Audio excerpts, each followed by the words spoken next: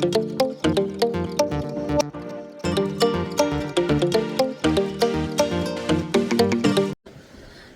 good morning everyone and welcome back to my channel Vlogging by Moa and welcome back to my another new vlog.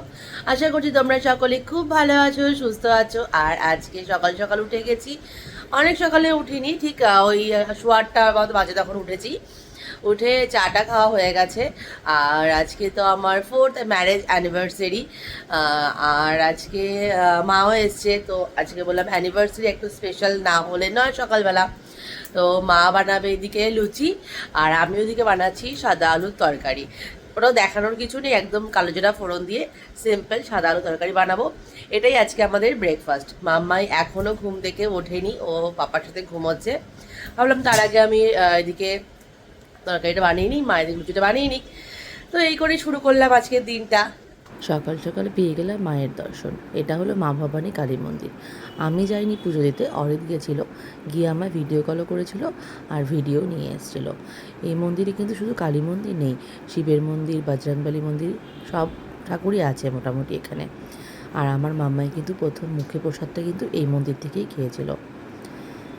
আর এই মন্দিরটা হলো বিধান মার্কেটের। বিধান মার্কেটের অপোজিট, মানে গলির ঢুকতে অপোজিটেই মা ভবানী কালী মন্দির। অনেকেই জানো নিশ্চয়ই, খুবই ভালো লাগে জায়গাটা। আজ ভেবেছিলাম কোনো রান্না বান্না কিছু করব না, একটু রেস্ট নেব, মানে রান্নার থেকে রেস্ট নেব। তারপরে ভাবলাম পনির আছে, তো একটু চিলি পনির করি। আর তারপরে ভাবলাম যে যখন পনির করছি, চিলি পনির, তার একটু ফ্রাইড রাইস করা যাক। এই যেখানে ভাত হয়ে গেছে, ফ্রাইড রাইসটা বসাবো, এখনও বসাইনি।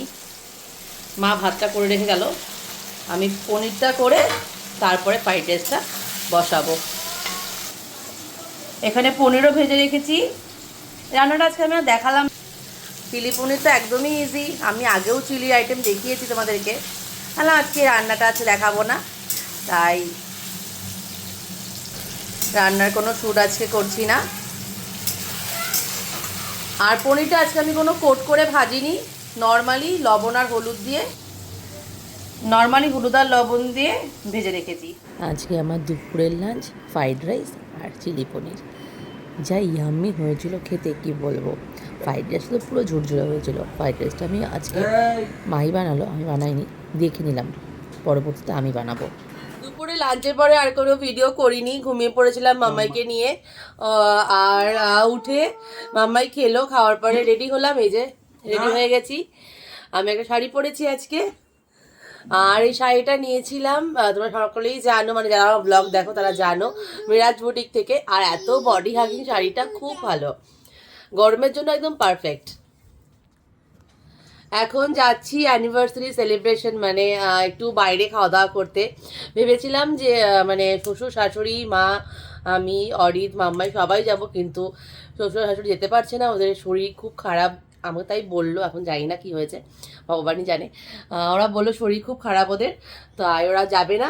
তাই আমি, অরিত, মা আর মাম্মাই যাব। রেডি হয়ে গেছি আমি, অরিত রেডি হয়ে গেছে, মাম্মাইকে রেডি করাবো, তারপরে বেরাবো। কোথায় যাব এখনও ঠিক জানি না, এখনও প্ল্যান করিনি, বেরিয়ে তারপরে প্ল্যানিং করব। আমরা গেছিলাম পাঞ্জাবি কারাইতে নতুন লঞ্চ হয়েছে যেটা কার্মা, সেখানে বেশ ভালো অ্যাম্বিয়েন্স, খুব পছন্দ হয়েছে আমার। আর এই গাছটা তো আমার মানে মনে হচ্ছিলো ফেভারিট হয়ে গেছে ওখানে, এত সুন্দর লেগেছে গাছটা।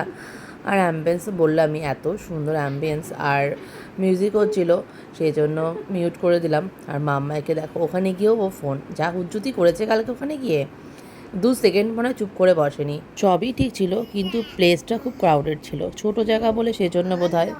একটা সুন্দর কেক কেটে অ্যানিভার্সারি সেলিব্রেট করলাম। আর কেকটা নিয়ে গেছিলো, কেকটা তো আমার খুব পছন্দ হয়েছে। আর মাকে দিয়েছিলাম ভিডিও করতে, দেখো মা ভিডিও করে দিচ্ছে। আগে কখনও কিন্তু ভিডিও করেনি কিছু, ফার্স্ট টাইম আমি বললাম যে ভিডিওটা করে দিতে। ভিডিওটা করেছি, বেশ ভালো মতনই করেছি ভিডিওটা। ওরা জানতে পারলো যে আমাদের অ্যানিভার্সারি, তার জন্য খুব সুন্দরভাবে একটা ওয়েলকামও করলো। ওদের কি বলবো ওটাকে, ওদের একটা ওড়নার মতো একটা আছে, ওটা দিয়ে আমাদেরকে ওয়েলকাম করলো। আমি জানি না ঠিক ওটাকে কী বলে, তোমরা জানলে আমাকে বলো।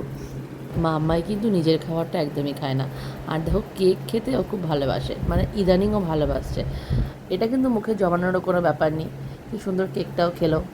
আমাদের অ্যানিভার্সারি জানাতে ওখান থেকে অনেকেই এলো আমাদেরকে উইশ করার জন্য, জানতে চাইলো কত বছর আমাদের পূরণ হলো। বেশ ভালোই লাগছিল আমার, আর বেশ এনজয়ও করছিলাম ব্যাপারটাকে। অনেক তো কেক কাটলাম, এনজয় করলাম। এখন স্টার্টারের পালা।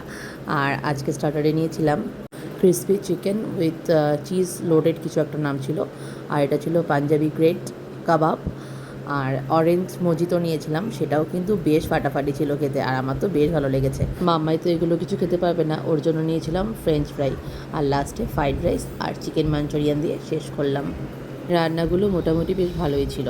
এত গরম বাইরে, বাপরে বাপ, মানে দিন দিন মনে হয় গরমটা বাড়ছে। উফ, কি যে বলবো। আমার ভাদ্র মাসটা এখনো বাকি আছে, ভাদ্র মাসের গরম তো বলে তাল পাকা গরম, মানে এত গরম পড়বে। এখন এত গরম আছে, তখন তো বলে পাগলই হয়ে যাব। এই জাস্ট বাড়ি ঢুকলাম, এখনো ফ্রেশ হতে যেতে পারিনি, যাবো ফ্রেশ হতে, তার আগে ভাবলাম ব্লগটা এন্ড করে তারপরেই যাই। অ্যানিভার্সারি সন্ধ্যাটা ভালোই কাটালাম ফ্যামিলির সঙ্গে, তোমার সাথে সেটা শেয়ারও করলাম।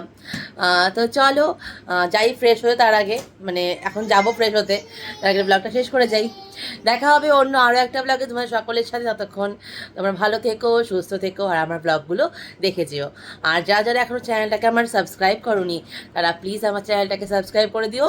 আর আমার ভিডিওগুলো যদি তোমাদের ভালো লেগে থাকে, একটা লাইক কিন্তু অবশ্যই করো।